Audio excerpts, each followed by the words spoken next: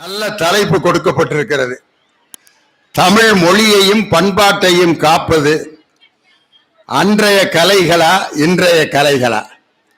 அன்றைய கலைகள்னு பேசுறதுக்கு வந்திருக்கவங்க ரெண்டு பேரையும் பாருங்களேன், ரெண்டு பேர் தலையையும் பாருங்க கொஞ்சம். இவங்க ரெண்டு பேருமே அன்றைய கலைகள்னு பேசுறதுக்கு பொருத்தமானவங்க. அண்ணன் பாருங்க என்ன அழகா மஞ்ச கலர் ஜிப்பா, மஞ்ச வேட்டி. எங்களுடைய அருமை அண்ணன் பெரும்புலவர் அரங்க நெடுமாறன், புதுக்கோட்டையை சொந்த ஊராக கொண்ட அருமையான அண்ணன். பல ஆண்டுகள் அவரோடு நான் மேடையிலே பயணித்திருக்கிறேன். ஏன் கூட அவர் பேசினாருங்கிறத விட அவர் கூட நான் பேசினேங்கிறதா எனக்கு பெருமை.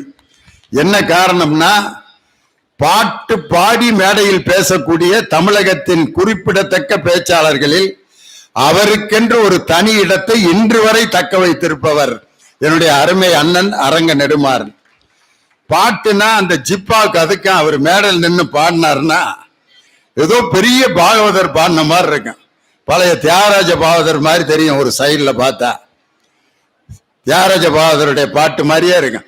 வதனமே சந்திர பிம்பமோ மலர்ந்த சரோஜமோ, வதனமே சந்திர பிம்பமோ அப்படின்னு தியாகராஜ பாகவதர் பாடுவார்.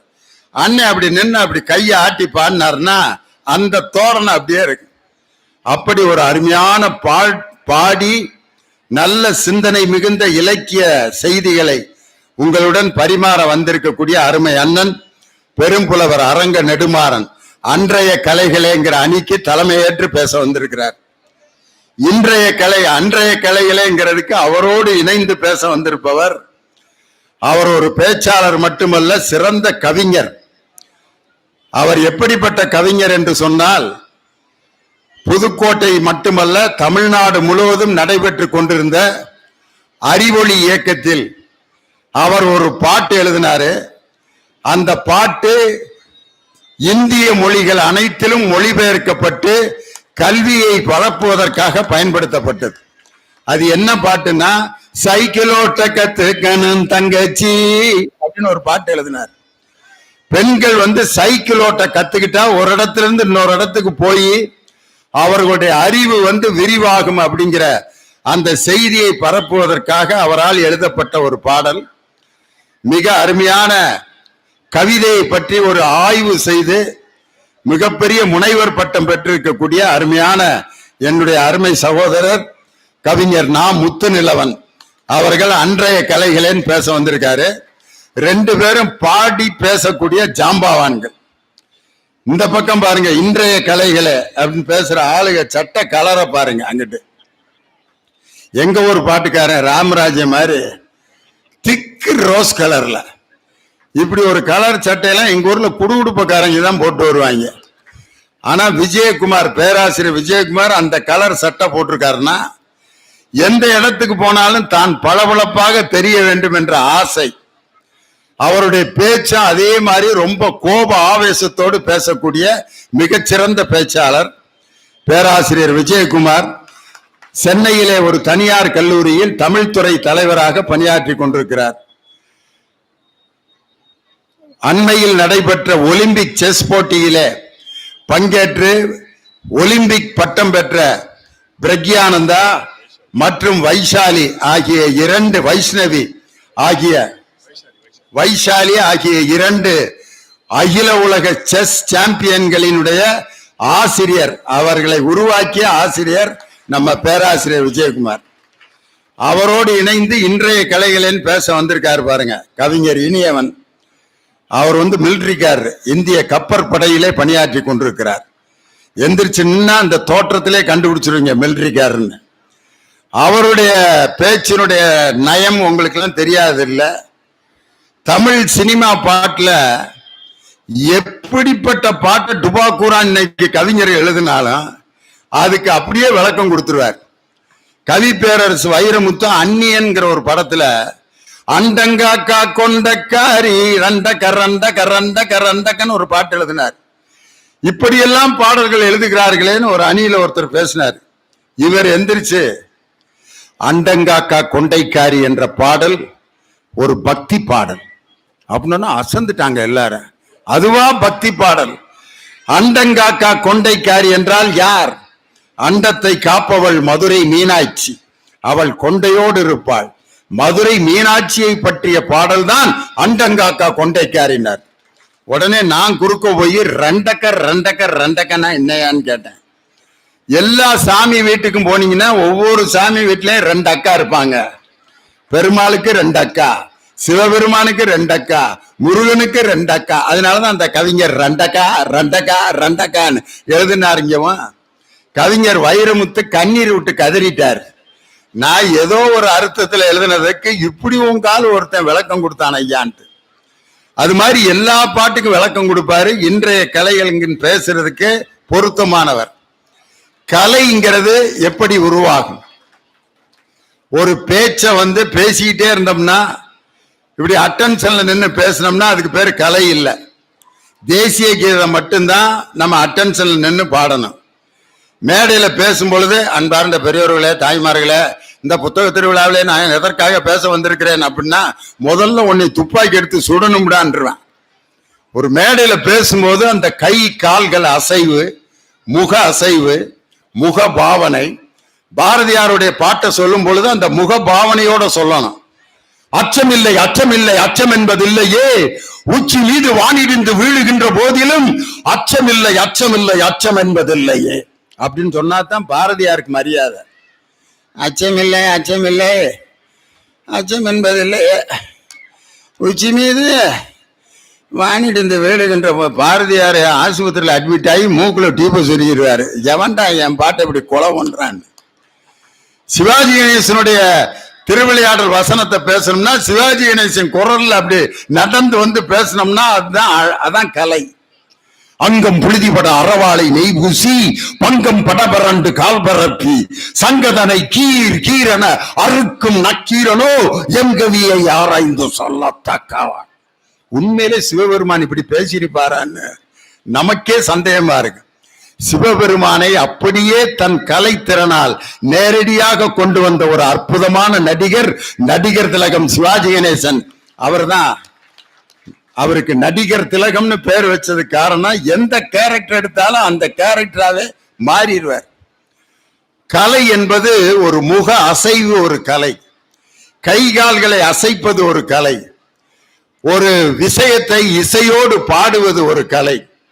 உதாரணத்துக்கு பாரதியாருடைய பாட்டு, நல்லதோர் வீணை செய்தேன் அதை நலங்கட புழுதியில் எறிவதுண்டோ, சொல்லடி சிவசக்தி என்னை சுடர்மிகும் அறிவுடன் படைத்து விட்டாய் அப்படின்னு சொல்றது கவிதை. இதையே ஒரு இசையோட கலந்து நாம் பாடினா கேட்க எவ்வளவு நல்லா இருக்குன்னு பாருங்க. திலங்கு ராகத்துல MS விஸ்வநாதன் மியூசிக் போட்டிருப்பாரு. நல்லதோர் வீணை செய்தேன் அதை நலங்கெட புழுதியில் எறிவதுண்டோ, சொல்லடி சிவசக்தி என்னை சுடர்மிகும் அறிவுடன் படைத்து விட்டாய், நல்லதோர் வீணை செய்தேன்.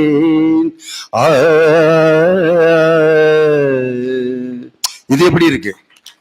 வெறும் கவிதையாக பாடுவதை இசையோடு பாடினால் அதுக்கு பேர் கலை. நம்ம 1ஆம் கிளாஸ்ல இருந்து நம்ம பிள்ளைகளுக்கு என்ன பாட்டு சொல்லி கொடுத்துக்கிட்டு இருக்கான்? பிள்ளைகளை ஸ்கூல்ல சேர்த்தோன்னே பாட்டு தானே ஆரம்பிக்கிறான். என்ன பாட்டு? முதல் பாட்டு எனக்கு சொல்லி கொடுத்த பாட்டு, அம்மா இங்கே வா வா ஆசை முத்தம் தாத்தா. இலையில் சோறு போட்டு 3வது லைன்ல சோத்த போட்டாச்சு. அடுத்த வரி ஈயை தூர ஓட்டு. நம்ம நாட்டு சோத்துல ஈ முக்கியம்னு 1ஆம் கிளாஸ்ல எனக்கு நடத்தியாச்சு. ஈயை தூர ஓட்டு. ஈ மொச்ச சோறு போட்டதுக்கு அம்மாவுக்கு ஒரு பாராட்டு, உன்னை போன்ற நல்லார் ஊரில் அவர் உள்ளார். எதுக்கு? ஈ மொச்ச சோறு போட்டது. அதுக்கப்புறம் இவனை பத்தி சொல்றேன், என்னால் உனக்கு தொல்லை ஏதும் இங்கே இல்லை. தொல்லையே கொடுக்காதுக்கு பேர் புள்ளையா? போனோம். அது மடியில இருந்தா அங்க உட்காந்துருக்கேன், அவங்க அம்மாவை படுத்துறேன், ஒருத்தன் கன்னத்துல அடிக்கிறான். இவர் என்ன பேசுறாருன்னு உட்காந்து கேட்டுக்கிட்டு இருக்க, நீ வீட்டுக்கு வர்றியா இல்லையா அப்படின்னு அடிக்கிறான். ஒரு பொம்பளை பிள்ளை என்னைய வெளியே கூட்டிட்டு போ அப்படின்னு தொந்தரவு பண்ணுது. இப்படிலாம் இருந்தா தான் பிள்ளைய. உட்காந்த இடத்துல இப்படியே உட்காந்துருக்கான்னா அவன் பிள்ளையே கிடையாது, பொணம்தான். திடீர்னு வெளியில போயிட்டு வந்து அவன் அடி விட்டுருச்சுவேன் அப்படின்னா, ஏன்டா அடி விட்டுச்சு? மரத்துல இருந்து விழுந்தமா. ஏன்டா மரத்துல ஏறின? மரம் இருந்தா யாரத்தானே செய்வா அப்படின்னா, சப்புன்னு அவங்க அம்மா அடிக்கிற அப்படின்னு. என்னால் உனக்கு தொல்லை ஏதும் இங்கே இல்லைன்னா பிள்ளையே தொல்லையே கொடுத்தாலாம் அதுக்கு பேர் பிள்ளையே இல்லை. ஓடணும், ஒடியாடணும், அடி வாங்கணும், பயல்களை வம்புழுக்கணும். திடீர்னு 2 பேர் வருவான் வாத்தியார்ட்ட, சார் வேணே அடிக்கிறான் சாருமியா. ஏன்டா அவனை அடிச்ச? நேத்து என்னை குத்துனான் சாருமியா. நீ ஏன்டா நேத்து அவனை குத்துன? முந்தா நாள் என்னை உதைச்சான் சாருமியா. முந்தா நாள் ஏன்டா அவனை உதைச்ச? போன வாரம் என்னை மிதிச்சான் சாருமியா. போன வாரம் ஏன்டா அவனை மிதிச்ச? 1 மாசத்துக்கு முன்னாடியே என் நோட்டை எடுத்துக்கிட்டான் சார். 1 மாசத்துக்கு முன்னாடி 1965 இருந்து வருவாங்க. அந்த வாத்தியாருக்கு பைத்தியம் பிடிச்சிடான். இப்படிலாம் இருந்தா தான் அவனுக்கு பேர் புள்ள. தொல்லையே கொடுக்கலன்னா அதுக்கு பேர் பிள்ளையே இல்லை. வீட்டில் பரபரப்பா இருக்கிற பயலு பாருங்க, அவன் ரொம்ப பிரில்லியண்டா இருப்பான். இந்த உட்காந்தே இருக்கேன் பாருங்க, அந்த என் பயலுக்கு நல்ல புள்ளங்க. நேராக பள்ளிக்கூடத்துக்கு போவேன், நேராக வீட்டுக்கு வந்துடுவேன், கொடுக்குறதெல்லாம் சாப்பிடுவேன், போனா போவேன், வானா வருவேன், படுன்னா படுப்பேன், எந்திரினா எந்திரிப்பேன், தூங்குனா தூங்கிடுவேன். நல்ல வயசா இவனுக்கு பேர் நல்ல வயலா? போனா போவேன், வானா வருவேன், எழுத்து விட்டு பிள்ளைய கூட்டிட்டு ஓடுறான்னா ஓடிடுவேன். ரொம்ப சொல்றதெல்லாம் செய்யறதுக்கு பேரு அதுக்கு பேர் பிள்ளையா? தூங்குடா தூங்குறப்பா, இந்த மூட்டை பூச்சி மருந்து இருக்குடா இருக்கட்டும்பா, அதை எடுத்து குடிடா குடிக்கிறப்பா, செத்துருவடா சாகரேன்பான்னா அதுக்கு பேர் பிள்ளையா? சொல்றதெல்லாம் கேட்கிற கிளி பிள்ளைகளாக உங்கள் பிள்ளைகளை வளர்க்காதீர்கள். யார் கேள்வி கேட்க பழகுகிறானோ அவன்தான் அறிவை பெறுவதற்கு தொடங்கி இருக்கிறான் என்று பொருள். இது என்ன? இது யார்? இந்த புஸ்தகம் யார் எழுதினது? இவர் பேர் என்ன? அப்துல் கலாம் பார்த்து ஒருத்தன் கேட்கிறான், இவர் யாரு? அவரு தான் அப்படிங்கிறது ஒரு அம்மா தெரியாம. கேட்டு சொல்லு அவர் யாரு அப்படின்னு. பாரத பிரதமர் படத்தை காமிச்சது யாரு அப்படின்னா, அவரு ரொம்ப நாளா எல்லா படத்திலயும் இருக்காரு அப்படிங்கிறது ஒரு அம்மா. பேர் என்னன்னு சொல்லு அப்படின்னு கேட்கிறான். கேட்டு சொல்லுங்க. தமிழக முதலமைச்சருடைய படத்தை காமிச்சு கேட்கிறான், இவர் யாரு சொல்லுங்க. அவர் தான்டா தமிழ்நாட்டினுடைய முதலமைச்சர். இன்னைக்கு காலையில மாணவர்கள் பள்ளிக்கூடத்துக்கு வருகின்ற அரசு பள்ளி மாணவர்களுக்கு காலையில சாப்பாடு போட்ட முதலமைச்சர் அவர்ரா அப்படின்ட்டு அவர் செய்த சாதனையில சொல்லுங்க.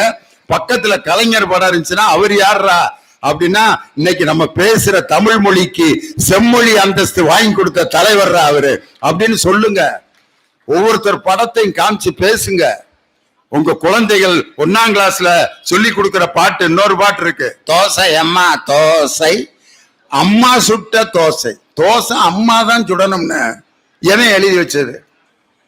ஏன் அப்பா சுடக்கூடாதா? அப்பா மாவு எடுத்து கல்லுல ஊத்துனா வராதா? ஹோட்டல்ல அப்பன் தானடா சுடுறேன்.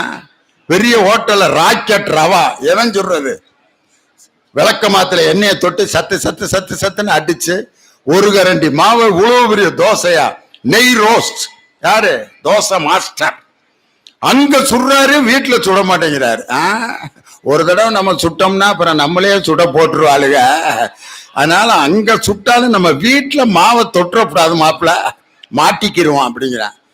தோசை அம்மா தோசை, அம்மா சுட்ட தோசை அம்மா தான் சுடணும். அரிசி மாவும் உளுந்த மாவும் கலந்து சுட்ட தோசை, சொய் சொய் என்று நெய் ஊத்தி சுட்டெடுத்த தோசை. இதுவரைக்கும் ஓகே. அதுக்கப்புறம் பங்கு பிரிப்பாங்க பாருங்க. அப்பாவுக்கு 4, அம்மாவுக்கு 3, அண்ணனுக்கு 2, பாப்பாவுக்கு 1. எவன்டா தீர்மானிச்சது இத? கஷ்டப்பட்டு மாவாட்டி தோசை சுட்டு எண்ணெய் ஊத்தி கல்ல காய வச்சு சுடுற அம்மாவுக்கு 3. ஈசி சேர்ல பேப்பரை படிச்சுக்கிட்டு படுத்து கிடக்கிற அப்பனுக்கு 4. என்னடா யாரா தீர்மானிச்சது இத? அண்ணனுக்கு 2, பாப்பாவுக்கு 1. முடிச்சுட்டான் கதைய. அதுக்கப்புறம் இந்த பாட்டு எப்படி தொடர்ந்து இருந்தா நல்லா இருக்கான். அப்பாவுக்கு 4, அம்மாவுக்கு 3, அண்ணனுக்கு 2, பாப்பாவுக்கு 1. எழுத்த வீட்டுல பசியா இருக்கிற பையனுக்கும் ஒரு 2 சேர்த்து 12 தோசையா சுட்டிருந்தீனா அப்பதான்டா நீ மனுஷன். உன் குடும்பத்துக்கே சுட்டு தின்னு விட்டு அப்படியே வயிற்ற பெருகிக்கிட்டு காலையில வாக்கிங் போறதா இல்ல. கலை என்பது என்ன? பட்டுக்கோட்டை கல்யாண சுந்தரம் பதிபக்திங்கிற படத்துல கலைனா என்னங்கிறத சொல்லியிருப்பாரு. ஜே.பி. சந்திரபாபு கிட்ட டான்ஸ் ஆடிட்டு இருப்பாரு. கர்நாடக சங்கீத பாகவதரா டி.எஸ். பாலையா நடிப்பார். Rock, rock, rock, rock and roll, shake, shake, shake, shake and roll, bye, bye, bye, bye and roll. English dance 1 and 2 and Indian dance tie, tie, tie, tie. Jarmarma dance, riba baba bibam, Paina dance, riba bibam, lady dance, jodi dance, body beautygal, publicitygal, party hadidum dance. அப்படின்னு யாரு? Chandrababu ஆடுவாரு. DS. Balaiah ஹார்மோனியத்தை போட்டு கர்நாடக சங்கீதம் ஆடுவாரு. ஆடினார் பாடினார் தில்லை அம்பலத்தே நின்று அரகரணாம் திரு நடன சபேசன் ஆடினார். சந்திரபாபு திருப்பி வருவார். இப்பதான் கலைன்னா என்னன்னு சொல்லுவார். கொம்புல பழம் பழுத்து தொங்குறது கலை, லவ்வுல மனம் மயங்கி பொங்குறதும் கலை, வீதியிலே கர்ணம் போட்டு ஆடுறதும் கலை, வீதியிலே குந்திக்கிட்டு பாடுறதும் கலை. கலை கலை கலை. கொம்பிலே பழம் பழுத்து தொங்குறது கலை, லவ்வுல மனம் மயங்கி பொங்குவது கலை, வீதியிலே கர்ணம் போட்டு ஆடுவது கலை, வீதியிலே குந்திக்கிட்டு பாடுவது கலை.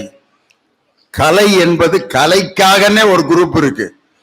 நாங்க இந்த 5 பேரும் யாருன்னா, கலை என்பது கலைக்காக அல்ல, கலை என்பது மக்களுக்காக அப்படிங்கிற அந்த கூற்றுக்கு நாங்க தான் சொந்தக்காரங்க. நாம் பாடுற பாட்டும் ஆடுற கூத்தும் மக்களுக்கு படிப்பினைய கொடுக்கணும். ஒரு கர்நாடக சங்கீத பாகவதர் மேடையில பாடுறாரு. எப்படி பாடிட்டு இருக்காரு? டிவியில போடுறாங்க. சங்கீத நிகழ்வு, மாலை ராகம், முதல் பாடல் சகலகல வாணியே என்ற தியாகராஜர் கீர்த்தனை, ராகம் கேதாரம், தாளம் ஆதி தாளம். பாகவதர் வர்றார்.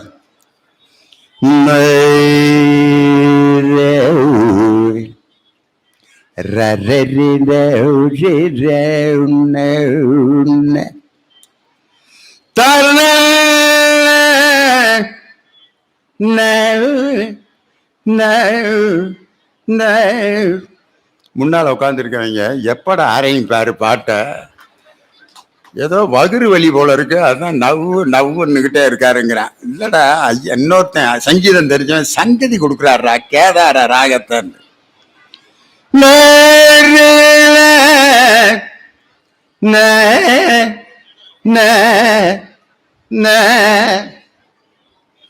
சகலகல வாணிய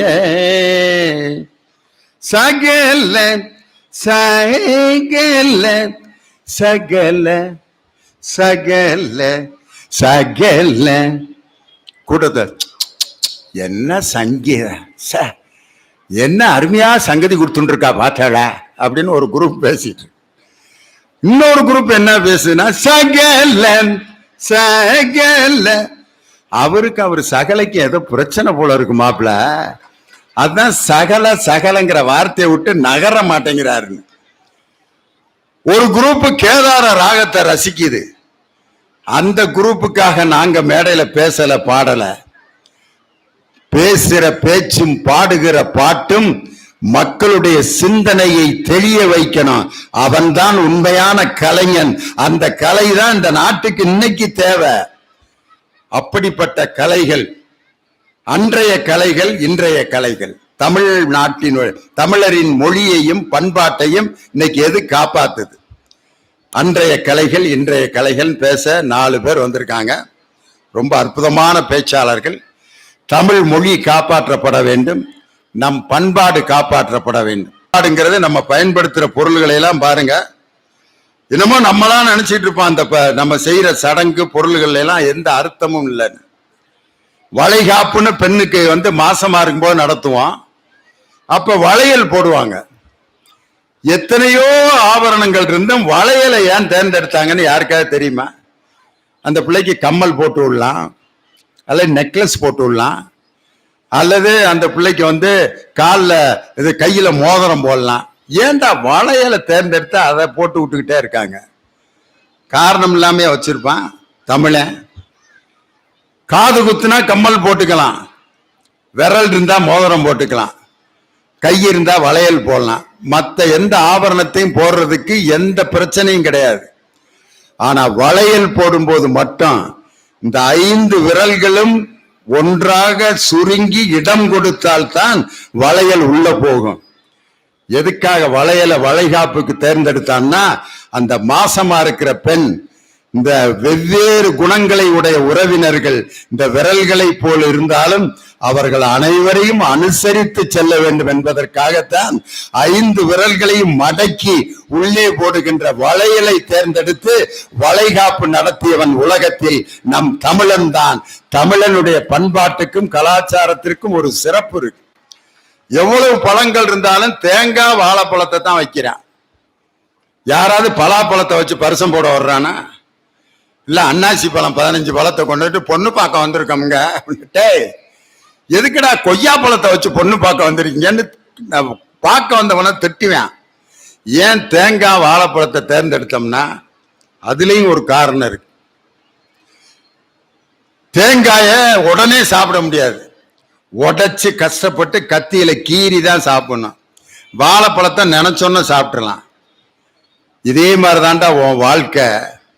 எல்லாமே உனக்கு எளிமையா வாழைப்பழம் மாதிரி கிடைச்சிடாது. சில விஷயத்தை நீ கஷ்டப்பட்டு தாண்டா பெறணும்னு சொல்லி தமிழன் ஒவ்வொரு நல்ல காரியத்திலையும் தேங்காயும் வாழைப்பழத்தையும் வைத்த காரணம் உலகத்தினுடைய வாழ்க்கையினுடைய நியதியை உலகத்திற்கு சொன்ன ஒரே இனம் நம் தமிழினம் தான். அந்த தமிழன் என்று சொல்வதற்கு நம்ம எல்லாம் பெருமைப்படணும். அந்த பண்பாட்டையும் மொழியையும் இன்னைக்கு எது காப்பாத்திருக்கு? அன்றைய கலைகள், இன்றைய கலைகள். அன்றைய கலைகளே அப்படின்னு பேசுறதுக்கு பாட்டும் பேச்சும் கலந்து பேச உங்கள் பலத்த கரவொலியோடு கவிஞர் முத்துநிலவன் வருகிறார். அவர்களை அன்போடு உங்கள் கரவொலியோடு வரவேற்கின்றேன். வாங்க நிலவன். அவருக்கு இப்ப என்ன வேதனைன்னா, நான் பேச போறப்போ கொண்டு வந்து இந்த டிஃபனை வைக்கிறாங்களே, கொஞ்ச நேரம் இவர் தொடக்க உரைய பேசியிருக்க கூடாதா? இந்த பேச்சாம்பளத்தையாவது திண்டு போயிருப்பனேன்னு யோசிக்கிறாரு. இருந்தாலும் நிலவன் அவர்களே, உங்க பங்கு இங்க உங்களுக்கு தயாராக கடைசி வரை இருக்கான். அப்படியே இல்லாமல் போனாலும் அரியலூர்காரங்க நீங்க கேட்கும் வரை மீண்டும் கொடுப்பார்கள். அப்படி விருந்தோம்பல் உள்ள ஒரு மாவட்டம். கவலைப்படாம பேசுங்க. அன்னசத்திரம் 1000 வைத்தல், ஆலயம் 10000 நாட்டல், இன்னருங்கனி சோலைகள் செய்தல், இனிய நீர் தன் சுனைகள் ஏற்றல், பின்னருள்ள தர்மங்கள் யாவும் பெயர் விளங்கி ஒளிர நிறுத்தல், அன்னையாவினும் புண்ணியம் கோடி ஆங்கோர் ஏழைக்கு எழுத்தறிவித்தல் என்று பாடிய மகாகவி பாரதியின் வழியில் பள்ளிக்கூடம் செல்பவர்கள் மட்டுமல்ல, கல்லூரிக்கு செல்பவர்கள் மட்டுமல்ல, இவற்றையெல்லாம் படித்து முடித்தாலும் வாழ்நாள் முழுவதும் படிக்க வேண்டும் என்று அனைவரையும் படிக்க வைக்கிற நோக்கில் மாவட்டந்தோறும் புத்தக விழாக்களை நடத்த ஆணையிட்ட நம்முடைய தமிழ்நாடு முதல்வர் அவர்களுக்கு என்னுடைய பணிவார்ந்த முதல் வணக்கத்தை தெரிவித்துக் கொள்கிறேன். அரியலூர் மாவட்டத்தில் மிகச் சிறப்பாக 7வது புத்தக திருவிழாவை ஏற்பாடு செய்து நடத்தி கொண்டிருக்கிற நம்முடைய மதிப்பிற்குரிய மாவட்ட ஆட்சியர் தலைமையில் சுறுசுறுப்பாக பணியாற்றி வந்த எங்களை மிகுந்த மரியாதையோடு வரவேற்று அருமையான உபசரிப்போடு இந்த நிகழ்ச்சியை தொடங்க அனுமதித்திருக்கிற மாவட்ட நிர்வாகத்தில் உள்ள அனைத்து அலுவலர்களுக்கும், எதிரே அமர்ந்து கேட்டுக்கொண்டிருக்கிற புதுக்கோட்டையின் புகழை இங்கே வந்து அரியலூர் பரப்பிக் கொண்டிருக்கிற எங்களுடைய அம்மா முதன்மை கல்வி அலுவலர் அம்மா விஜயலட்சுமி அவர்களே, இந்த நிகழ்ச்சியின் தொடக்க உரையாக அற்புதமான குரலோடு எத்தனை ஆண்டுகள் ஆனாலும் உங்கள் இளமையும் ஸ்டைலும் மாறாதுங்கிற மாதிரி அந்த கம்பீர குரலோடு தொடக்க உரை ஆற்றி இருக்கிற இந்த பட்டிமன்றத்துக்கு நடுவர் பொறுப்பேற்று இருக்கிற, உலகத்தில் எந்த நாடுகளுக்கு சென்றாலும் அந்த நாடுகளில் மக்கள் எல்லாம் ஒரு சூப்பர் ஸ்டாருக்கு தருகிற மரியாதையை இன்றைக்கும் வழங்கிக் கொண்டிருக்கிற, அதை தாண்டி ஒரு தகுதியுடைய பாடநூல் கழக தலைவராக பொறுப்பேற்றிருக்கிறேன். நான் இப்படி சொல்லுவதனால் முன்னால் இருந்தவர்கள் எல்லாம் பொறுப்பில் இல்லை, தகுதி என்னவர்களே இல்லை என்று நினைக்க வேண்டாம். ஏற்கனவே 25 ஆண்டுகள் பள்ளி ஆசிரியராக பணியாற்றி ஒரு பாடநூல் எப்படி இருக்க வேண்டும் என்கிற அனுபவத்தோடு முதன்முறையாக தமிழ்நாடு பாடநூல் கழகத்தின் தலைவராகி இருக்கிற எங்களுடைய அன்பிற்குரிய, உலக நாடுகளுக்கு எல்லாம் சென்று நகைச்சுவையை மொத்தமாகவும் சில்லறையாகவும் விநியோகித்து வருகிற எங்கள் அன்பிற்குரிய நகைச்சுவை தென்றல் திண்டுக்கலை லியோனி அவர்களே, ஹோல்சேல் வியாபாரி ரீட்டைல் வியாபாரின்றாரு பாருங்க. பேச்ச அப்படியே ஹோல்சேலாகவும் ரீட்டைலாகவும் செய்ய முடியும். இருந்தாலும் ஒரு சின்ன கூட்டமாக இருந்தாலும் அதுக்கு தகுந்த மாதிரி பேசுவோமா, பெரிய கூட்டமாக இருந்தாலும் அதுக்கு தகுந்த மாதிரி அதைத்தான் அப்படி மொத்தமாகவும் சில்லறையாகவும் விநியோகம் செய்யும் நடுவர் அவர்களே. ஆமா ஆமா நடுவர் அவர்களே. எங்கள் அணிக்கு தலைமை ஏற்றிருக்கிற அன்பிற்குரிய அண்ணன் அரங்க நெடுமாறன் அவர்களே, எதிரணியில் பேச வந்திருக்கிற இளைஞர்கள் போன்ற தோற்றத்தோடு அமர்ந்திருக்கிற அன்பிற்கும் பாசத்திற்கும் மிகுந்த போற்றுதலுக்கும் இப்பொழுது பரிதாபத்திற்கும் உரிய இனியவன் அவர்களே, அன்பு தம்பி விஜயகுமார் அவர்களே, எதிரே அமர்ந்திருக்கிற பெரியவர்களே, தாய்மார்களே, சகோதரர்களே, சகோதரிகளே, அன்பு குழந்தைகளே, உங்கள் அனைவருக்கும் என்னுடைய அன்பு கலந்த வணக்கத்தை தெரிவித்துக் கொள்கிறேன். நடுவர் அவர்களே, நீங்க நல்லா சொன்னீங்க, கலை என்றால் என்ன? அருமையான விளக்கம். ஒரு ஆங்கில பழமொழி உண்டு, art lies in concealing art. என்ன அர்த்தம் என்றால், கலையினுடைய பெருமை என்னவென்றால் அது கலை என்பதை மறக்கடிக்க செய்வது. கல்ல கண்டா நாயக்கானும், நாயக்கண்டா கல்ல காணும். நம்ம ஊர்ல ஒரு பழமொழி கேள்விப்பட்டிருக்கீங்க. உண்மையான அர்த்தம் என்ன தெரியுமா? நம்ம என்ன நினைச்சுக்கிட்டு இருக்கோம், கல்ல கையில கல் இருக்கு, நாய காணும்டா, நாய பார்த்துட்டா கல்ல காணும்டா. அது இல்ல அர்த்தம். உண்மையில் நாய் சிற்பத்தை உயிருள்ள நாயை போல ஒருவன் அற்புதமாக செய்திருக்கிறான்.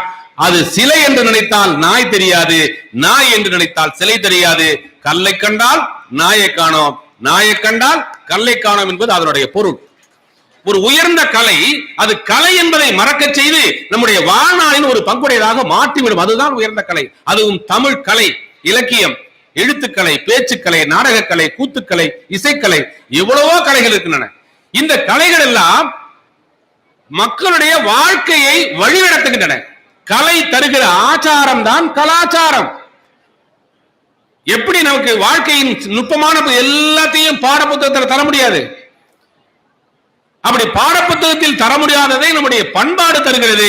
அந்த பண்பாடு தான் கலை காட்டுகிற ஆச்சாரம், கலாச்சாரம். அந்த கலாச்சாரம் என்பது உண்மையில் நம்முடைய கலைகள் காட்டிய வழி. நீங்க சொன்னீங்களா நடுவர் அவர்களே, ஒவ்வொரு வகுப்புக்கும் பாடநூல்கள் உண்டு. இந்த பாடநூல்கள் இருக்கிறது தவிரவும் கற்றுக்கொள்வதற்கு ஏராளமான புத்தகங்கள் உண்டு. அதனாலதான் பாடநூல் கழகம் இப்பொழுது அற்புதமான புத்தகங்கள் எல்லாம் கொண்டிருக்கு. இப்போ ஒரு 10 பாட்டுன்னு ஒரு தொகுப்பு, மிக அற்புதமான தொகுப்பு, வாங்கி படிச்சு பாருங்க. நீங்க தமிழ்நாடு பாடநூல் கழகம் வெளியிட்டது. சங்க இலக்கியத்தை எப்படி தரணும், ஏன் இதெல்லாம் வெளியிடுறாங்க? பாடப்புத்தகம் தாண்டியும் படிப்பதற்கு இருக்கிறது என்று சொல்வதற்காக இப்படிப்பட்ட புத்தக விழாக்களிலும் அது போன்ற தலைப்புகளை கொடுத்திருக்கிற இந்த நிர்வாகத்திற்குடைய பணிவார்ந்த நன்றியை வாழ்த்துக்களையும் தெரிவித்துக் கொள்கிறேன்.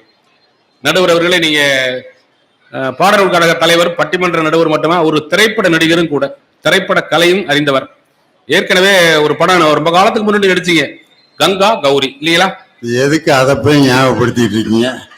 வடிவேலுக்கும் அருண் விஜய்க்கும் அப்பாவா நடிச்சேன். அந்த படத்தை எங்க அப்பா காசு கொடுத்து, அப்பா நான் நடிச்சிருக்கேன், படம் பார்த்துட்டு வாங்கன்னு. எங்க அப்பா படத்தை பார்த்துட்டு எங்கடா உன்னைய காணவே காணான்னாரு. எப்ப முதல் சீன்ல நான் தாப்பா சைக்கிள் ஓட்டிக்கிட்டு பாட்டு போய், யாரோ ஒரு கிழவன்லடா வந்தான்னாரு. அந்த கிழவன் தான்ப்பா நான் நின்னேன். பெத்த அப்பனுக்கே அடையாளம் தெரியாம நடிக்க வச்சாங்க. அந்த படத்தை போய் ஞாபகப்படுத்திட்டு இருக்கீங்க. ஆனா அந்த படத்துக்கு ஒரு பெருமை உண்டு நடுவர் அவர்களே, வேற எந்த படத்துக்கு இல்லாத பெருமை. தொலைக்காட்சியில் 100 முறை போடப்பட்ட படம்னு அதுதான். வேற படமே இல்லைன்னா இந்த கங்கா கௌரி எடுத்து போடுற அப்படிம்பாங்க. KTVல மட்டுமே இது வரைக்கும் 200 தடவை போட்டிருப்பேன். நடுவர் அவர்களே, அந்த திரைப்பட கலையையும் சேர்த்துக் கொள்வோம். என்னுடைய கவலை எல்லாம் இப்ப நாடக கலை, கிராமிய கலை, இதெல்லாம் தான் தமிழ்நாட்டின் பண்பாட்டின் அடித்தளம். ஆனா இப்ப கிராமிய கலை, நாடக கலை எல்லாம் அப்படியா இருக்கு? தமிழ் பண்பாட்டை காப்பது போல, தமிழ் மொழியின் பெருமையை சொல்வது போல இருக்கா? நல்லா தெரிஞ்சுங்க.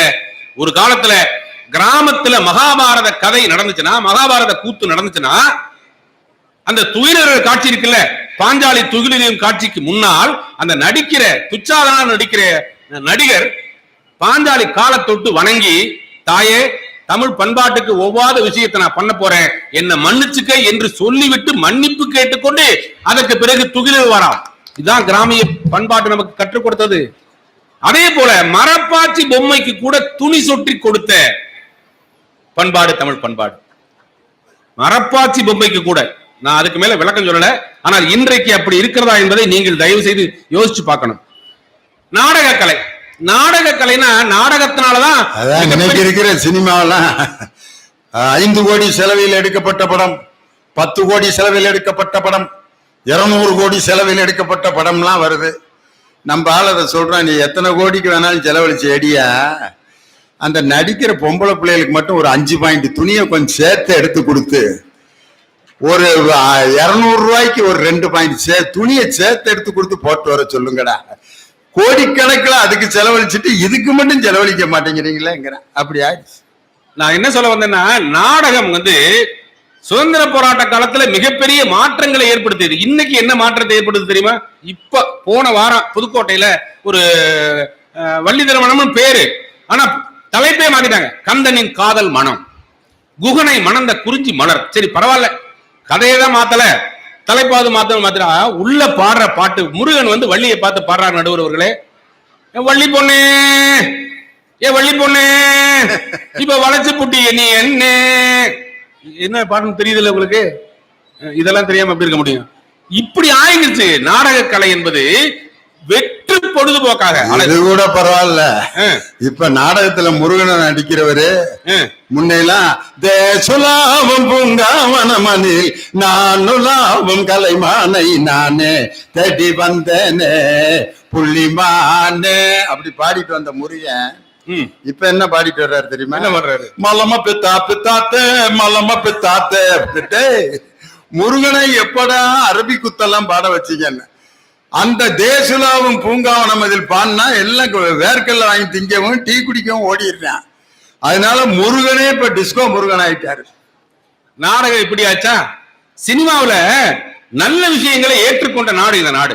ஒண்ணு இல்ல, தில்லானாம்பாளன் ஒரு படம், கரகாட்டக்காரன் ஒரு படம், ரெண்டும் ஒரே கதை. நல்லா ஞாபகம் வச்சுங்க. கலைஞர்களுடைய காதலுக்கு வீட்டுல பிரச்சனை வருது, வெளியில பிரச்சனை வருது, அதை 2 பேருமே தீர்த்துறாங்க. இதான கதை. தில்லானாம்பாள் கிளாசிக்கல், கரகாட்டக்காரன் கிராமிய கதை. 2 ஒண்ணுதான், ஆனா 2 நல்லா ஓடுச்சு. இது மக்கள் கலையை ஏற்றுக்கொள்கிறார்கள், தமிழர்கள் ஏற்றுக்கொள்கிறார்கள் என்பதற்கு அடையாளம். இப்போ கரகாட்டம் நடந்துச்சுன்னா, கிராமத்துல கரகாட்டம் நடந்துச்சுன்னா, திருவிழா நடந்துச்சுன்னா 10 ரூபாய குத்துறதுக்கு அலைகிறாங்க. 10 ரூபாய குத்துறது. இப்படி கலைகள் உருவாக்கம்னா தொலைக்காட்சி இருக்கு பாருங்க, சொல்லவே வேண்டியதில்லை. நான் திரும்ப கடைசியா வர்றேன். இப்போ பாண்டியன் ஸ்டோர்னு ஒரு கதைங்க, அண்ணன் தம்பி நல்லா தான் இருந்துகிட்டு இருந்தாங்க. இப்ப கடைசியில வெட்டு குத்தாயி தனித்தனியா போயிட்டாங்க. இந்த பாக்கியலட்சுமின்னு ஒரு தொடர், அதுல ஒண்ணு இல்ல, கோபிநாத் நல்லா வந்தான், ஆனா கடைசியா போய் ராதிகா கிட்ட போய் சேர்ந்துட்டான். ஜனனின்னு ஒரு கதை, கயல்னு ஒரு கதை. எல்லாத்தையும் நாடகம் பார்ப்பான்னு பார்த்தா இவரு எல்லா நாடகத்தையும் மனப்படம்லாம் வச்சிருக்காரு. அப்பப்ப பாக்குறவன் இப்படி அவங்கள சாக்கு வச்சுக்கிட்டு இவரு எல்லா கதையும் பாத்துருவாரு போல இருக்கு. வியாழக்கிழமை ஒரு ஆளுக்கு முகக்குள்ள டியூப் சுருகி ஆஸ்பத்திரியில படுக்க போட்டான். வெள்ளிக்கிழமை எந்திரிச்சு உட்காந்தாரு, திருப்பி படுத்துட்டாரு, தொடரும் அப்படின்னு போட்டான். சனிக்கிழமை திரும்ப கண்ணை முழிச்சாரு, திருப்பி மூடிட்டாரு, தொடரும்னு. ஞாயிற்றுக்கிழமை ஒரு நாள் இல்லையா நாடகம், பொழைச்சாரா இல்லையான்னு தெரியலக்கா. வீட்டுல ஒரு கிழவன் ஜாக பொழைக்க கிடக்குறான். உண்மையிலே அந்த ஆளை கவனிக்க ஆள் இல்ல. நாடகத்துல ஒருத்தன் சோகம்லாம போனா இதுக படுற பாடு. பிரசவமே 10 வாரம் நடக்கும். இதுல என்ன கொடுமைன்னா, நடுவுலயே பொண்டாட்டிய மாத்திடுவாங்க அல்லது புருஷனை மாத்திரு. இவருக்கு பதிலாக இவர். இந்த வசனத்தை எவன் கண்டுபிடிச்சான்னு தெரியல அவர்களே. ஒரு வீட்டுக்குள்ள பொண்டாட்டியை மாத்தி இவருக்கு பதிலாக இவர் அப்படின்னு போட்டா குடும்பம் விளங்குமா? ஆனா பொண்டாட்டியே மாத்துறாங்க, பிள்ளைய மாமியாரே மாத்தி போடுறாங்க. ஒரு தொடர்ல ஓடிங்க 3வது மாமியார் வந்திருக்காங்க நடுவர் அவர்களே. இதெல்லாம் கலை என்கிற பெயரில் மக்களை ஏமாற்றுவது. இதெல்லாம் இன்றைய கலை. இதைத்தான் பெருமையா பேச வந்திருக்கிறாரு தம்பி. நான் கடைசியா சொல்ல வர்றது திரைப்படம். திரைப்படத்துல ஒரு காலத்துல மிகச்சிறப்பாக இருந்த படங்கள், நீங்க சொன்னீங்கல்ல, அந்த மாதிரி வசனம் பாடல்கள் எல்லாம் மிகச்சிறப்பாக இருந்தது. கலைஞர் கருணாநிதியுடைய வசனத்தினால் தமிழ் உயிர் பெற்றது. ஆனால் இன்னைக்கு வசனம் என்ன தெரியுமில்ல, ஒண்ணுமே இதுதான் வசனம், மொத்த வசனமே. அதுலயும் உங்களுக்கு இந்த கதாநாயகர்களுக்கு வைக்கிற பேர் பாத்தீங்கன்னா நீ எல்லாரும் எடுத்துங்க, super star, supreme star, action king எல்லாரும் இருக்கான். அவங்க மாடியில இருந்து குதிக்கும் போது ஒரு சீன் போடுவான், பாத்திருக்கீங்களா? அந்த சீன்ல அவர் குதிக்கிற மாதிரி குதிப்பாரு, இறங்கி வருவாரு. ஆனா உண்மையிலே குதிக்கிறது யாரு? அது அவருக்கு பேரு டூப்னு வச்சிருக்கோம். நடுவர் அவர்களே, உண்மையா குதிக்கிறவருக்கு பேரு டூப்பா, குதிக்கிற மாதிரி நடிக்கிறவர் ஹீரோவா. உண்டா இல்லையா? நான் சொல்றது உங்களுக்கு விளங்குதா? இப்படித்தான் இன்றைய திரைப்படம் இருக்கிறது. ஆனால் இன்றைய திரைப்படம் கூட பழைய படங்கள்லாம் நல்ல படம் நிறைய சொல்லலாம், நேரம் இல்ல. ஒரே ஒரு பாட்டு மட்டும் பாடுறேன் நடுவர்களே.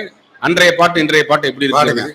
இப்போ ஒரு பாட்டு என்னென்னமோ சொன்னீங்க, வாயிலே வரமாட்டேங்குது. அதுக்கு மீனிங் போடுறதுக்குன்னே கோனார் நோட்ஸோட உட்கார்ந்து இருக்கிறாரு. அதெல்லாம் ரொம்ப கஷ்டப்பட்டு மனப்பாடம் பண்ணன முருகன். இது முத்திரில்லவன் நாங்கெல்லாம் எவ்வளவு கிட்டத்தட்ட ஒரு நாள் முழுதும் மனப்பாடம் பண்ணித்தான் அந்த மலம பித்தாத்தை பாட்டை நானு மனப்பாடம் பண்ணேன். அவ்வளவு கஷ்டப்பட்டு. ஒரே ஒரு கேள்விக்கு அவங்க பதில் சொல்லட்டும். அந்த காலத்து பாட்டை இப்ப ரீமிக்ஸ்னு போடுறாங்களே ஏன்? அன்றைக்கு வெற்றி பெற்று மக்கள் மனதை கவர்ந்து நிலையாக இருப்பதனால் அத மாதிரி போடுறதுக்காக இப்ப பாட்டு போடுறாங்க. அதே மாதிரி படங்கள் தலைப்புகள் சிங்கம் பார்ட் 3, அரண்மனை பார்ட் 4 இப்படியே போட்டுக்கிட்டு இருக்காங்க. பாட்டு ஒரு பாட்டு ரீமிக்ஸ் போட்டு நல்லா இருந்தா பரவாயில்ல. பழைய பாட்டு நல்லா இருக்குங்கிறதுக்கு இவங்க ரீமிக்ஸ் போடுறதே அடையாளம். சொர்க்கம்னு ஒரு படங்க, பொன்மகள் வந்தாள் பொருள் கோடி தந்தாள் பூமேடை வாசல் பொங்கும் தேனாக. இது உண்மையான ஒரிஜினல் பாட்டு. எப்படி போட்டிருக்காங்க நடுவர் பாட்டு? பொன்மகள் வந்தாள் பொருள் கோடி தந்தாள் பூமேடை வாசல். உண்டா இல்லையா?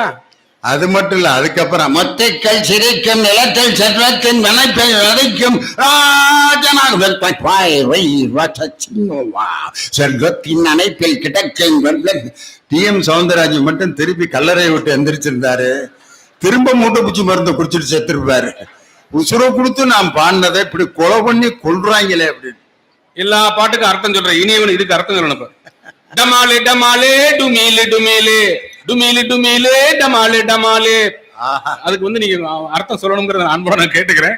உட்கார்ந்து யோசிக்க ஆரம்பிச்சிட்டாரு, என்ன விளக்கம் வரப்போகுதோ ஆண்டவனுக்கு தான். பழைய பாடல்கள் மனசுல நிக்குதுங்கிறதுக்கு ஒரு 40 வருஷத்துக்கு முன்னாடி எம்ஜிஆர் பாட்டு தான்.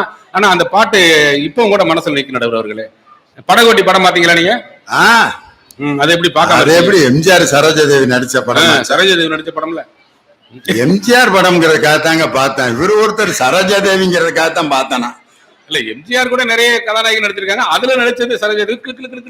கடற்கரையில நடந்து வருவாங்கல்ல, அதை நினைச்சு சொல்றீங்களோன்னு நினைச்சேன். மின்னலாய் வகிடெடுத்து மேகமாய் தலை முடித்து பின்னலாய் ஜடை போட்டு ஏ மனசே எட போட்டு மீன் பிடிக்க வந்தவளே நான் பிடிக்க போனேனே மையெழுதும் கண்ணாளே பொய் எழுதி போனாளே. பாட்டுக்கு பாட்டெடுத்து நான் பாடுவதை கேட்டாயோ துள்ளி வரும் வெள்ளலையே நீ போய் தூது சொல்ல மாட்டாயோ. கேட்டிருக்கீங்களா நடுவர்களே? முக்கியமான வரியை விட்டுவிட்டீங்க. என்னது? கொத்தும் கிளி இங்கிருக்க கோவை பழம் அங்கிருக்க தத்தி வரும் வெள்ளலையே நீ போய் செய்தி சொல்ல மாட்டாயோ.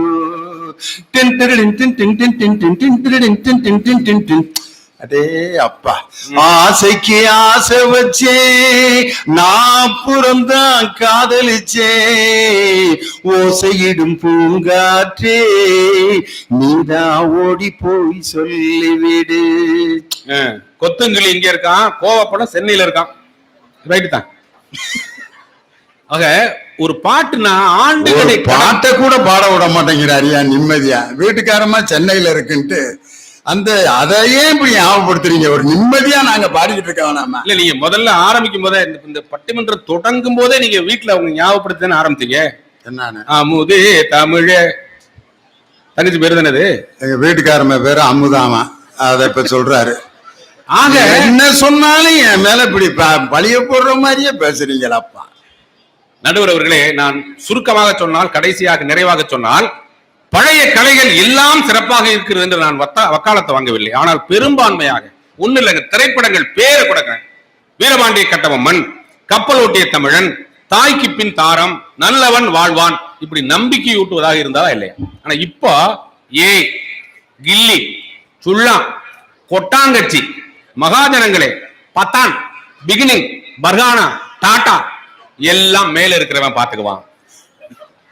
இப்படி படங்களின் தலைப்பு கூட, அதாவது கலைகள் வெற்று பொழுதுபோக்காக இருந்தது போக மக்களை மடை மாற்றுவதாக வந்திருப்பது மிகுந்த ஆபத்துக்குரியது. ஆனால் கலை என்பது மக்களை கலாச்சாரமாக மாற்றுகிற, கலை மூலமாக பல்வேறு கருத்துக்களை மக்களுக்கு சொன்ன, சுதந்திர போராட்டத்தில் பெரும்பங்கு வகித்த பழைய காலத்தின் கலைகள் தான் உண்மையில் மக்களுக்கான கலைகள். அதை ஊரெல்லாம் கொண்டு சேர்த்துக் கொண்டிருக்கிற நடுவர் உள்ளிட்ட இந்த அவையினருக்கு என்னுடைய அன்பான வணக்கத்தை தெரிவித்து வாய்ப்புக்கு நன்றி கூறி நிறைவு செய்கிறேன். நன்றி, வணக்கம். பட தலைப்பே இப்ப எப்படி வைக்கிறாங்கன்னு பாருங்க. யோக்கியம் வர்றான், செம்பத்தூக்கி உள்ள வைன்னு ஒரு படம் எடுக்கிறான். உள்ள வந்தா உதப்பேன்னு எடுக்கிறான் ஒரு படம். எவனா டிக்கெட் எடுத்துட்டு வருவானா? ஒத்த செருப்புன்னு வைக்கிறான் படம். படத்து பேரெல்லாம் பாத்தீங்கன்னா அடே அப்பா, பயங்கரமான படத்து பேரே இன்னைக்கு கெட்டு போய் கிடக்குதுன்னார். காரணம், அன்றைய கலைகள்ல நாடக கலையில பாத்தீங்கன்னா அந்த முருகன் பாடிட்டு வர்ற காட்சி கண்கொள்ளா காட்சியா இருக்கு. பழைய படங்கள்ல இருக்க நகைச்சுவையை இப்ப கேட்டா கூட மக்கள் கைதட்டுறாங்க.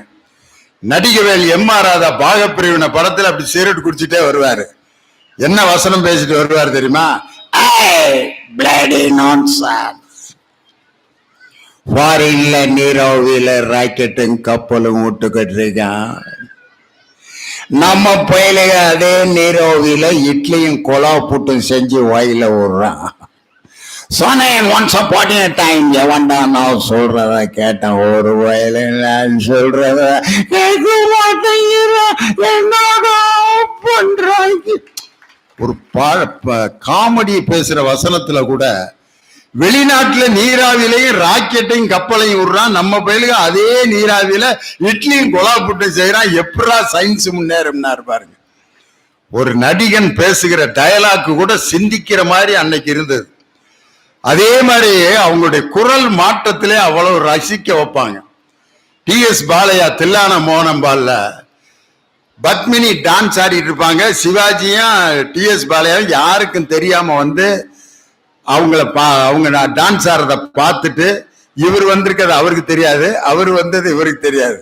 முடிஞ்சோன்னா கேட்பாரு சிவாஜி கணேசன், அண்ணே நாட்டியாடுற மோகனாங்கியோட நாட்டியம் எப்படி இருந்துச்சு அப்படின்றதுக்கு பாலையா அவர் பதில் சொல்லுவாரு, நாட்டியம் ஆடுற மோகனாவை விட தம்பி அவங்க அம்மாவே ரொம்ப சூப்பரா இருக்கு தம்பின்பாரு. என்னன்னு, நாங்கெல்லாம் மோகனாங்கிய ரசிச்சுக்கிட்டு இருக்கேன், நீ அவங்க அம்மாவை ரசிக்கிறேன். அந்த எல்லா ட்ரூப்பும் ட்ரெயின்ல போவாங்க. இவர் அந்த மோகனாவோட அம்மாவுக்கு பக்கத்துல உட்கார்ந்து அந்த ட்ரெயின் ஆட்டத்துல அவர் பண்ற அநியாயம், தம்பி வண்டி ஆட்டம் ஒரே பக்கம் அந்த அம்மா மேல விழுவாரு. அந்த அம்மா ஏயா தள்ளிப்போயா அப்படின்ட்டு அந்த ஒரு சின்ன சின்ன அசைவுகள்ல அவ்வளவு பெரிய. இன்னொரு படத்துல பாத்தீங்கன்னா நாயேசு கர்நாடக சங்கீதம் சொல்லி கொடுத்துட்டு இருப்பாரு பிள்ளைகளுக்கெல்லாம். பாட்டு ஆரம்பிப்பாரு, பிறவா வரம் தாரும், அந்த பிள்ளையெல்லாம் பிகவா வகம் தாகும் அப்படிங்க. பிறவா பிறவா, அந்த பிள்ளைங்க பிகவா பிகவா பிறவா ரா ரா, அந்த பிள்ளைங்க ஹா ஹா பிகவா வகம் தாகும் அப்படின்னு. அவங்க அம்மா பக்கத்துல உட்காந்துட்டு சொல்ல, ஐயா பாகவக ஐயா, எங்க பகம்பகைக்கே ஆங்கா வகாகு அப்படிங்க. பகம்பகைக்கே ஆங்கா வகாக, எந்திரிச்சு போக, லாகி வந்தா ஏக போங்க அப்படின்னா, லாரி வந்தா உங்க மேல ஏகம் போங்கன்னு ஒரு எழுத்து வராம இருக்க ஒரு குழந்தைக்கு எப்படி பாட்டு சொல்லி கொடுக்குறேங்கிறத அன்னைக்கு நாகேஷ் ஒரு படத்துல நடிச்சு காட்டுவார். அப்படி அன்றைய நகைச்சுவைகள், அன்றைய வாழ்க்கை முறை, அன்றைய சமையல் முறை எப்படி இருந்துச்சு. ஒரு பழைய சோறை அப்படி மோர்ல தூக்கி அப்படி ஊத்தி அப்படியே லைட்டா உப்பை போட்டு பச்சை வெங்காயம் ஒரு 5 வெங்காயத்தையும் நார்த்தங்காய் ஊறுகாயும் அப்படி தொட்டு அந்த மோர் சோறை அப்படி அள்ளி தின்னுட்டு நார்த்தங்காய் ஊறுகாய் அப்படி நாக்குல ஒரு இழுப்பு கொடுத்து ஒரு வெங்காயத்தை அப்படி வாயில போட்டு நறுக்குன்னு கடிச்சா இருக்கிற சுவை.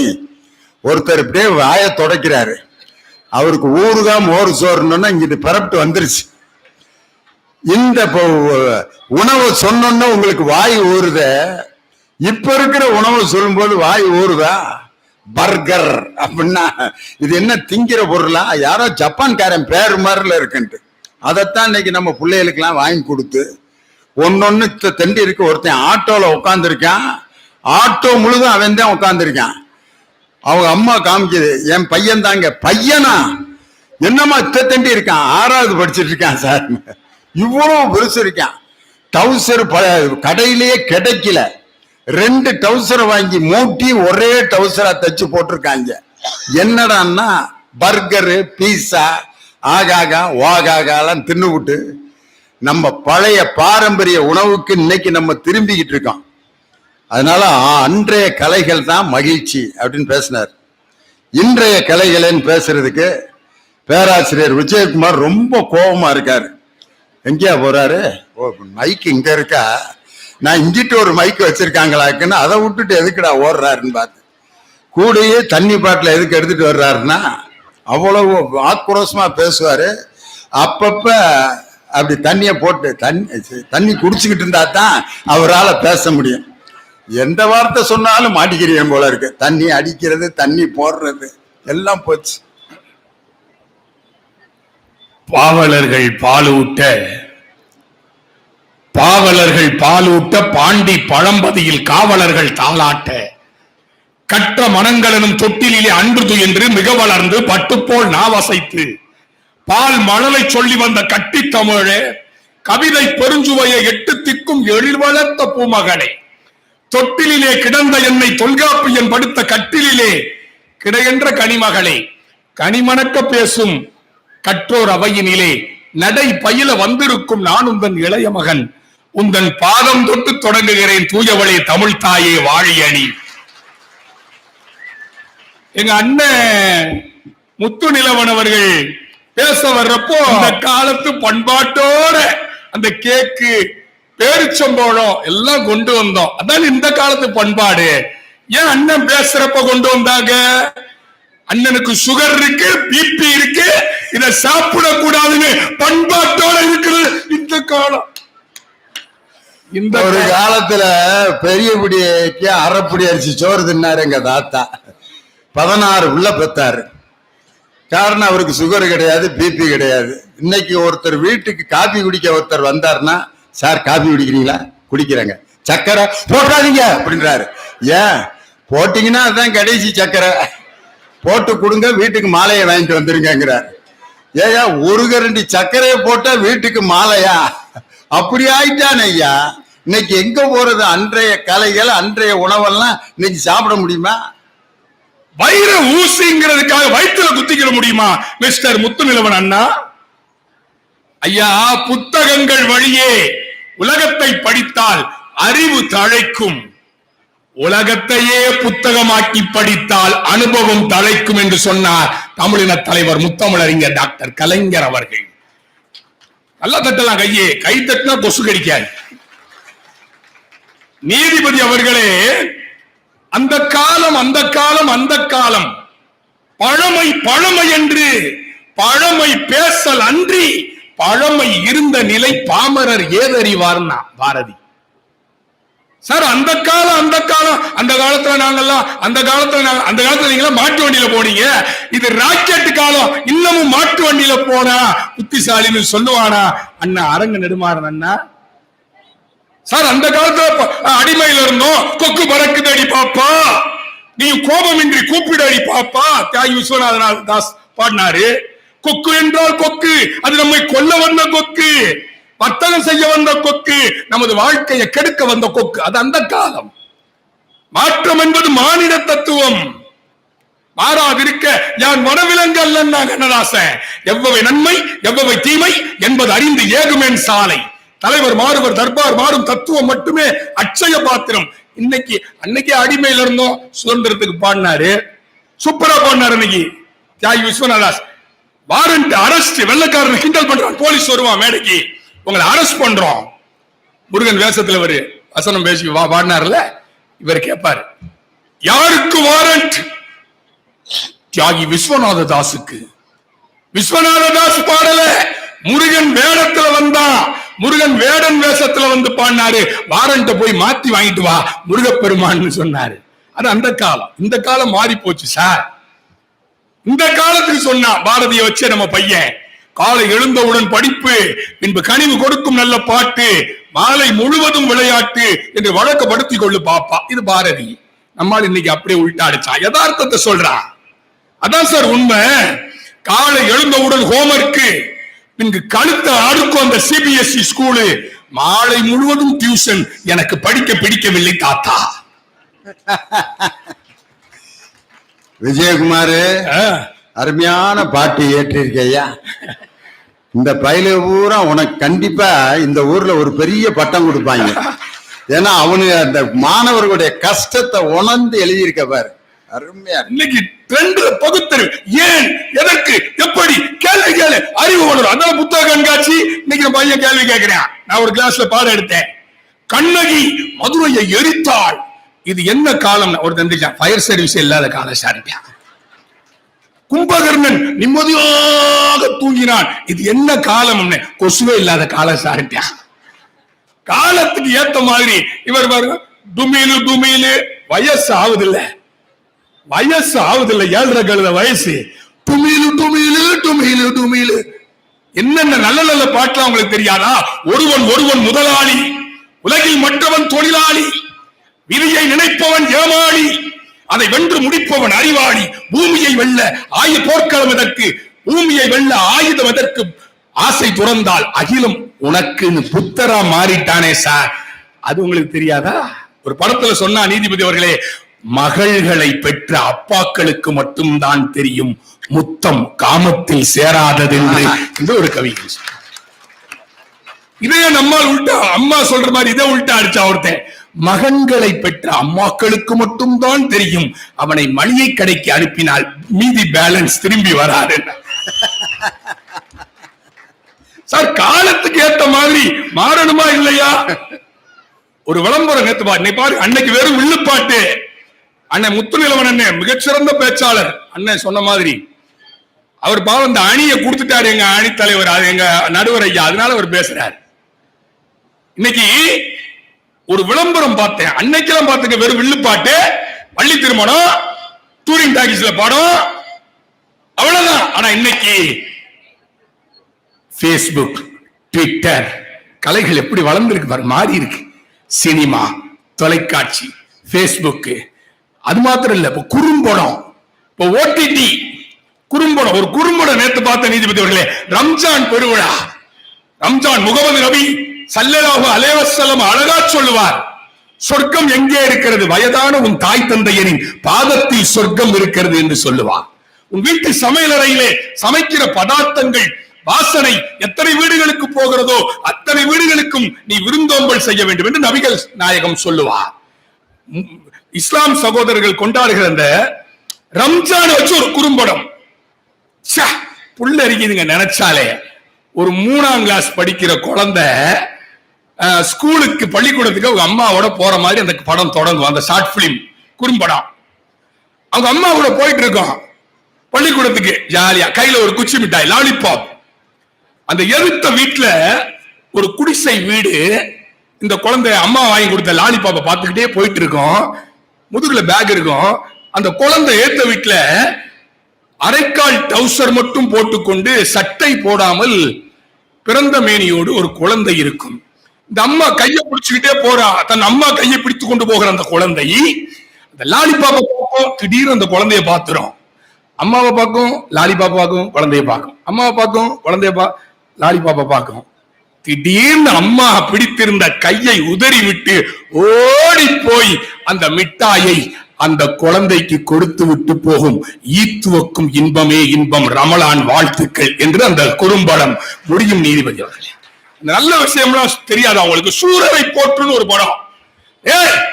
வானம் என்ன அவங்க அப்பாவுக்கு சொத்தா, இறக்குடா பிளைட்ட சொன்னானே சார்.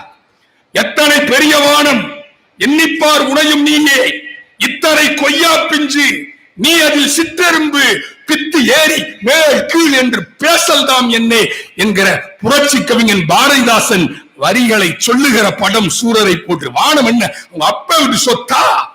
பணக்காரன் அடிமையாவே ஏழை இருக்கணும் நினைப்பான். ஏர் ஓட்டுறவங்க கூட ஏரோப்ளான்ல போகணும்னு சொன்ன வசனத்தை நம்ம செல்போன்ல ரிங்டோனா வச்சிருக்கோமே சார். அந்த திரைப்படம் சிறந்த திரைப்படம் இல்லையா? நான் கேட்கிறேன், திரைப்படம் சரியில்லைனா எங்க நடுவர் கங்கா காவேரியில் நடிச்சிருப்பாரா? திரைப்படம் சரியா இல்லைன்னா பன்னிக்குட்டி படத்துல எங்க நடுவர் நடிச்சிருப்பாரா? அதுல குறி சொல்ற ஜோசியரை நடிக்க விட்டாங்க வெறுமேலோட. இன்னொரு படம் இப்ப வரப்போகுது, ஆலம்பனான்னு. ஆமா, அதுலயும் இது ஏடிஎம் வாட்ச்மேன் நான் நடிச்சிருக்கேன். படம் முழுவதும் வருவேன். ஒரு நல்ல கேரக்டரே கொடுக்க மாட்டேங்கிறாங்க. என்கிட்ட ஒரு பையன் வந்தான், சார் திருக்குறள்ல நயன்தாரா பத்தி சொல்லியிருக்காங்க சார். என்னது திருக்குறள்ல நயன்தாரா பத்தி சொல்லியிருக்கா? எங்க எடுறா அப்படின்னு. அப்புறம் தான் தெரியுது, நயன்சாரா நன்மையின் நீக்கும் பயன்சாரா பண்பில் சொல் பல்லாரகத்து. நயன் சாராவ நயன்தாரான்னு வாச்சிருக்கான். இது மாதிரி சில தவறுகள் நடக்கும்.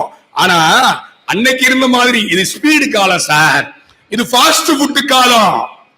அன்னைக்கு மாதிரி பக்கம் பக்கமா காப்பியங்கள் எழுதினால் மகாபாரதம் ராமாயணம் இன்றைக்கு எழுத முடியாது.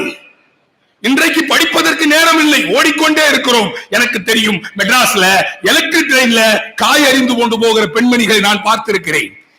கோடம்பாக்கத்து அந்த மார்க்கெட் வழியா வர்றப்பவே பூவை வாங்கிட்டு தாம்பரத்துல போய் இறங்குறதுக்குள்ளயும் பூவை தொடுத்து காய்கறிகளை நறுக்கிட்டு கீரையை உறிஞ்சு போட்டுட்டு மறுநாள் வேலைக்கு போகிற ஃபாஸ்ட் ஃபுட் காலத்துல ஃபாஸ்டா இருக்கணும். அதனாலதான் சிலப்பதிகாரத்தையே சுருக்கி கொடுத்தான் இந்த காலத்து கவிஞன்.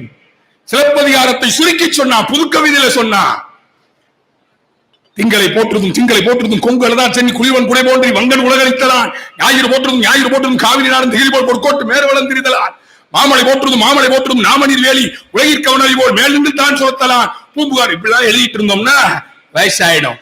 இந்த சிலப்பதிகாரத்தை சுருக்கமாய் சொன்னான் எங்கள் இந்த கால கவிஞன். சிலப்பதிகாரம் இது கால்களால் நடந்த கதை. மதுரையில் எரிந்த நெருப்பு மண்ணெண்ணெய் ஊற்றி வளர்த்ததில்லை, விழி நீர் என்னும் கண்ணெண்ணெய் ஊற்றி கண்ணகி வளர்த்தது.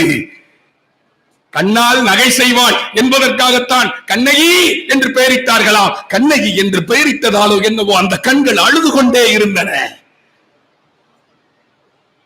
ஆடல் பாடல் அழகு இந்த மூன்றில் ஒன்று கூட குறைபடாதவள் மாதவி.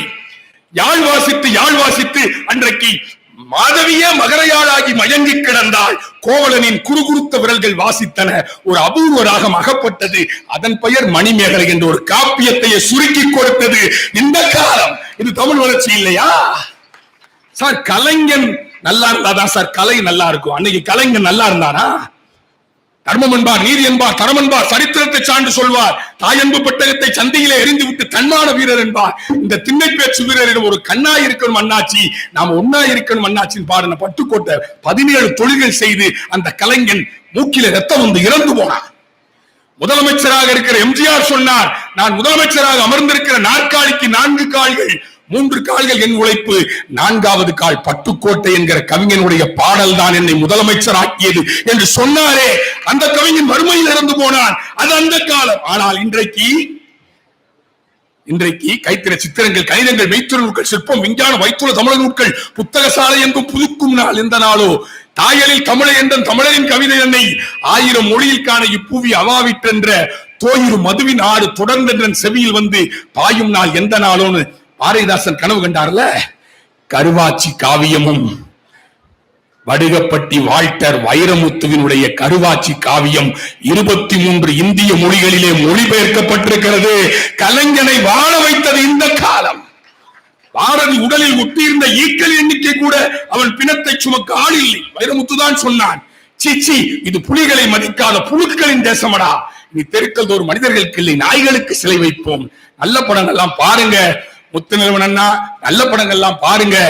அரங்க நெடுமாறன் அண்ணா அசுரன் ஒரு படத்துல சொல்லுவானே, காடுகர் வச்சிருந்தேன்னா அவனை புடிங்கிடுவாங்க, காசு வச்சிருந்தேன்னா பறிச்சுக்கிடுவாங்க.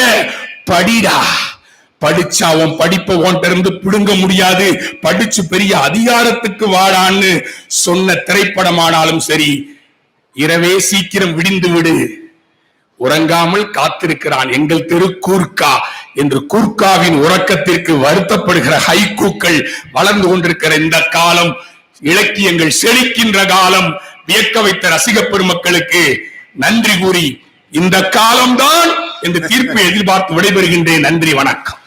இன்றைய கலைகள்ங்கிறதுக்கு ஒரு 5-6 பேப்பரை வச்சுக்கிட்டு எம்புட்டு ஆட்டம்யா. அடாடாடாடா, இன்னைக்கு இருக்கிற கலைகள் கவிதைகளை எல்லாம் நீங்க வாசிக்கிறது இல்லையான்ட்டு யார முத்துநிலவன அவரு புது கவிதைகள்ல மண்ண எல்லாம் தெரியும், தலைப்புக்காக வேற எப்படி பழைய பாட்டுகளை தான் சொல்ல முடியும். இன்னைக்கு இருக்கிற பயல்கள்ட்ட எல்லாம் போய் பழைய தமிழ் இலக்கிய பாட்டை பாடினோம்னா பாடுறவரை அப்படியே பார்க்கிறேன். வானாகி மண்ணாகி வழியாகி ஒளியாகி ஊனாகி உயிராகி உண்மையுமாய் இன்மையுமாய் அப்படின்னு அவர் அப்படியே பார்க்கிறேன். இதெல்லாம் கேட்டு கேட்டு தான் என் வாழ்க்கையே வீணாகி போய் கிடக்குது சார். என்ன சார் சொல்றீங்கிறான்.